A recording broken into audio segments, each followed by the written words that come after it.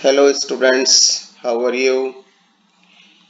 Now in this video I am going to teach you the use of before, after, to, from, etc.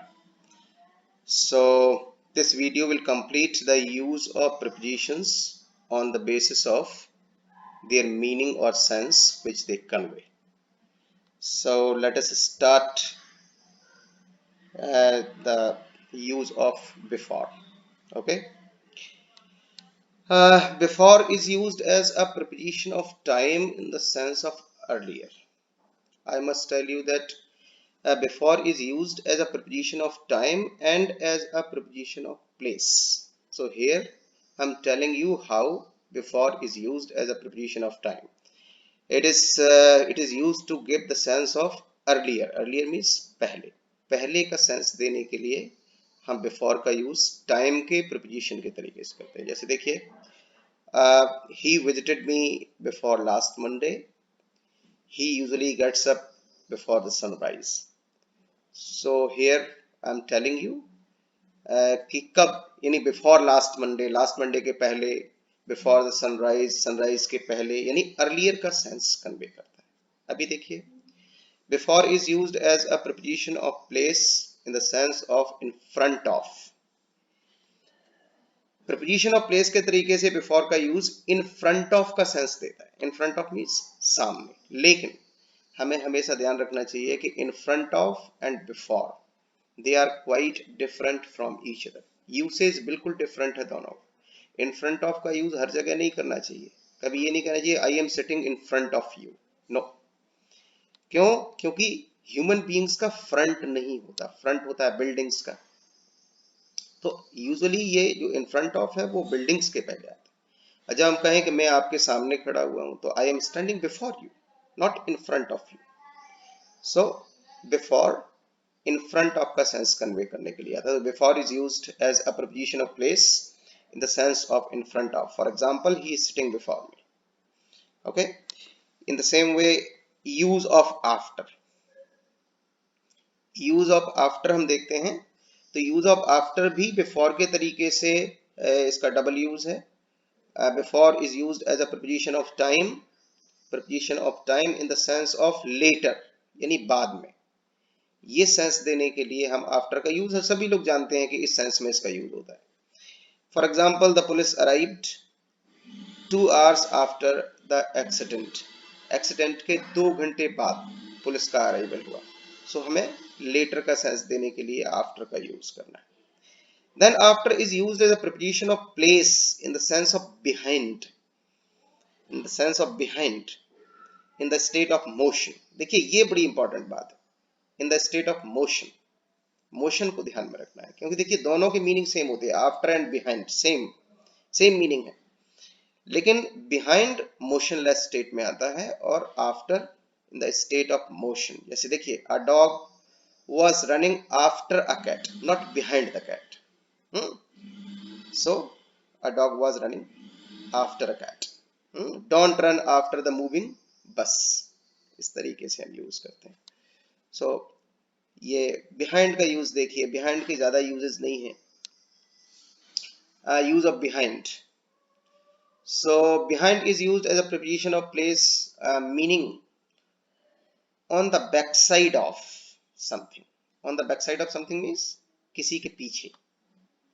On the back side of something means किसी के पीछे. For example, लेकिन motionless state नहीं है यहाँ पे.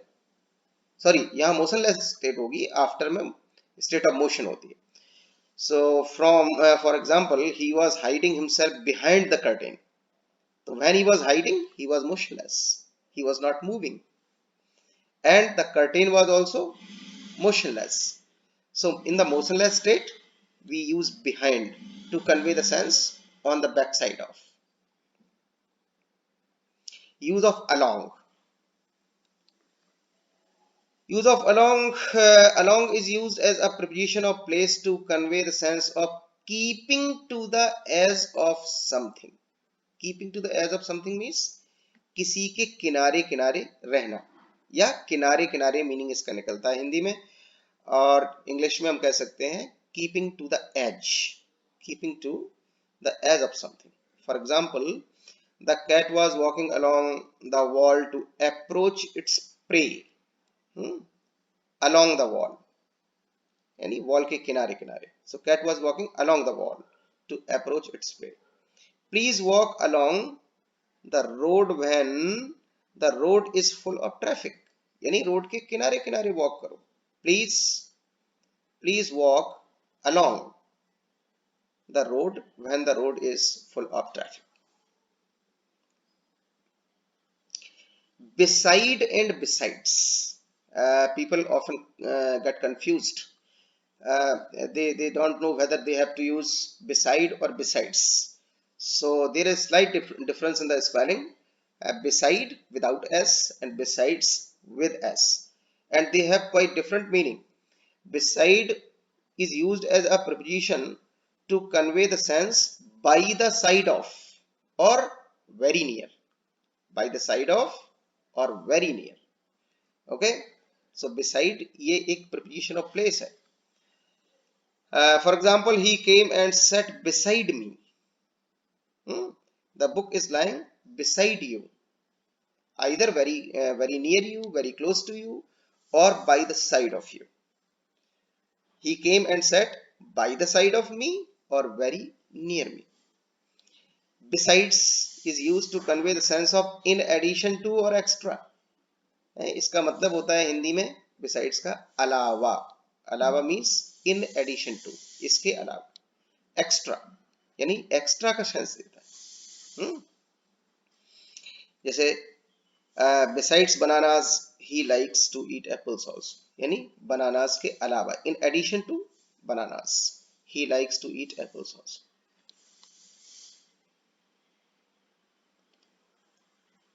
Use of to and from. Use of to and from as a preposition of place. To is used to show the decreasing distance between the two things, whereas from is used to show the increasing distance between the two things. Okay, बहुत clear है. To हमेशा decreasing distance को दिखाता है, from increasing distance को दिखाता है. जरा देखिए, he is going to Mumbai. He is going to Mumbai means when he is going to Mumbai, he is getting near Mumbai. Means the distance between him and Mumbai is getting decreased. She is coming from Chennai. So when she is coming from Chennai, she is getting herself away from Chennai. Means the distance between her and Chennai is getting increased. So यहाँ distance बढ़ रहा है, तो बढ़ते हुए distance को दिखाने के लिए हम from का यूज और डिक्रीज होने वाले डिस्टेंस को दिखाने के लिए हम to का यूज करते हैं. From is also used as a preposition of time.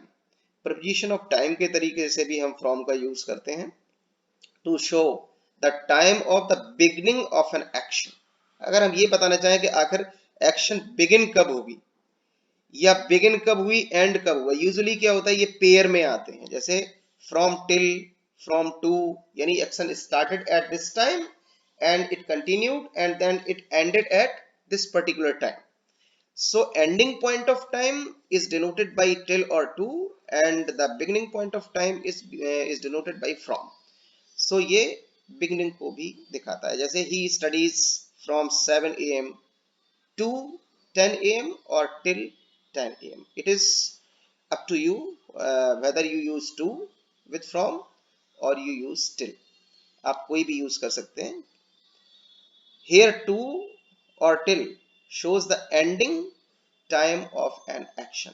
ये नोट मैंने इसीलिए दिया हुआ है कि ये ending point of time को शो करते हैं, ending time of an action. अब सबसे इंपॉर्टेंट यहाँ पर आता है कंपेरेटिव स्टडी, क्योंकि हम बड़े कंफ्यूज होते हैं. जैसे on, upon, over and above, ये जो 4 prepositions हैं, these are very confusing and the students are not able to distinguish among them, and they often make wrong use of them. So we must understand what is the difference between or among the 4. What is the use of on, what is the use of upon, what is the use of over, and what is the use of above. Now see this comparative study. Here on is used in the motionless state when one thing is on the surface of the other and touches its surface। देखिए मैंने पहले ही बताया था, जब मैंने first video में शायद लिया था इसको ऑन को, तो मैंने उसमें क्लियर किया था कि ऑन में हमें दो बातें याद रखनी है, मोशनलेस स्टेट और one thing should be on the surface of the other and there should be a touch between them. So हमें ये याद रखना है। अपॉन में क्या है, it is used in the state of motion.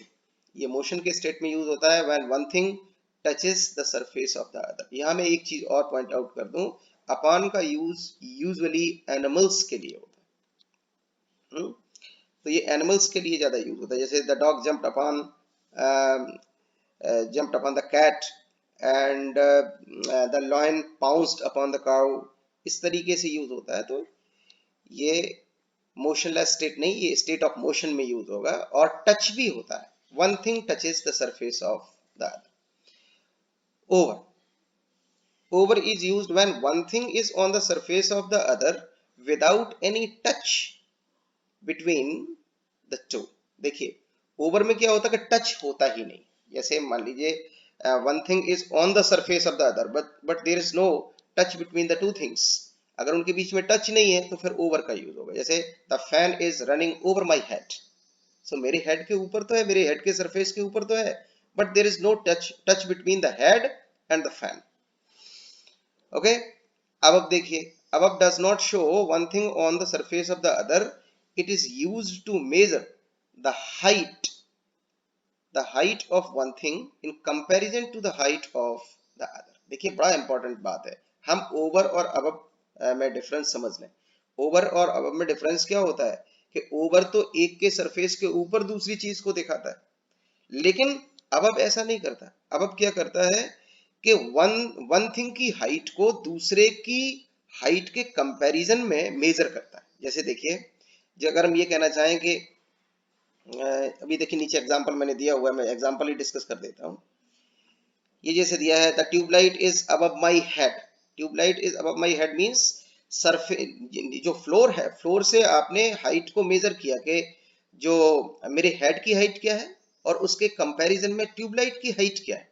So tubelight head के ऊपर नहीं है, यानी माय हेड की जो हाइट है उसके कंपैरिजन में ट्यूबलाइट की हाइट क्या है। So the tubelight is above my head. So वो किसी के ऊपर नहीं दिखाता, किसी से ऊपर दिखाता है, यानी कंपैरिजन होता है। सो ये एक के कंपैरिजन में दूसरी हाइट को मेजर करने के लिए होता है। ऑन में देखिए, the books are lying on the shelf, यानी टच भी है, मोशनलेस स्टेट है। The lion pounced upon the cow, मैंने कहा था कि ये एनिमल्स के लिए आता है, तो ये एनिमल्स के लिए देखो यूज हुआ, और स्टेट ऑफ मोशन है, और काउ और लायन के बीच में टच भी है। अ fly is fluttering over my head. अब देखिए यहाँ टच नहीं है, ये हेड के ऊपर है, यहाँ हाइट को मेजर नहीं किया जा रहा है, यहाँ एक के ऊपर दूसरी चीज को दिखाया जा रहा है, लेकिन टच नहीं है। तो टच नहीं है तो इसलिए हमने क्या किया, ओवर को यूज कर दिया। ठीक है, thank you students, and in the next video I am going to teach you the use of prepositions, the second part। And in the second part, I must tell you that I will teach you the fixed use of prepositions। I will give you a long list of the words and I will make a discussion as to which words are followed by which particular preposition। Thank you for watching the video। अगर आपको ये video पसंद आया हो तो इसको आप like करें और सब्सक्राइब करें। Thank you very much।